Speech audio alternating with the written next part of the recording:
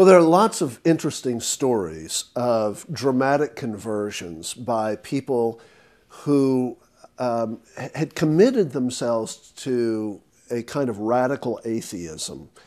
And while they're in the midst of making their arguments, they have this dramatic turnaround. It's kind of the Apostle Paul syndrome, though not all of us get the chance to be knocked off our horse and have Jesus speak directly to us while on the way to Damascus.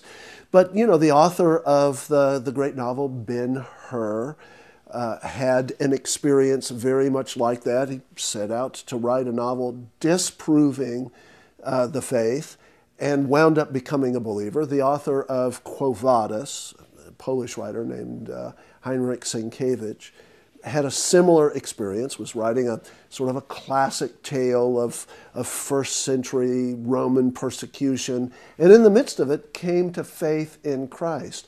What's interesting is in the 1970s, a psychologist came up with a hypothesis that he called the atheist syndrome. And using all of the standards of Freudian psychology, in which he had been trained, he began to recognize that, that rabid atheists fit a particular psychological profile. He began to examine the lives of people like Margaret Sanger and Joseph Stalin and, you know, Mussolini and others. And he began to realize they were all the same. They had the same personality traits. They had the same deep, dark periods of depression and then frenetic highs, and they were insatiable hard workers, and they had certain kinds of intellectual proclivities. They were attracted to the occult. They tended to be deeply promiscuous sexually. There's this profile. And what he saw was that some people became deeper and deeper enmeshed in this psychological profile. Others, seeing the madness of their ways, would make a clean break. But the only way you can go to make a clean break from this psychosis is to go deep into faith.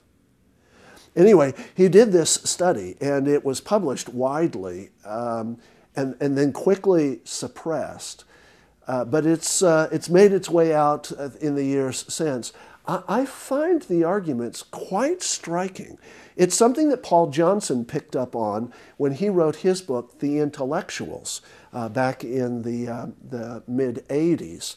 And it's a theme that he then went on to develop a little further in his magnificent magnum opus, The History of Art, particularly as it applies to people like Picasso and Jean Miro and others. It's a remarkable notion to consider, but some of the greatest atheists that the world has ever known all had very, very similar psychological profiles.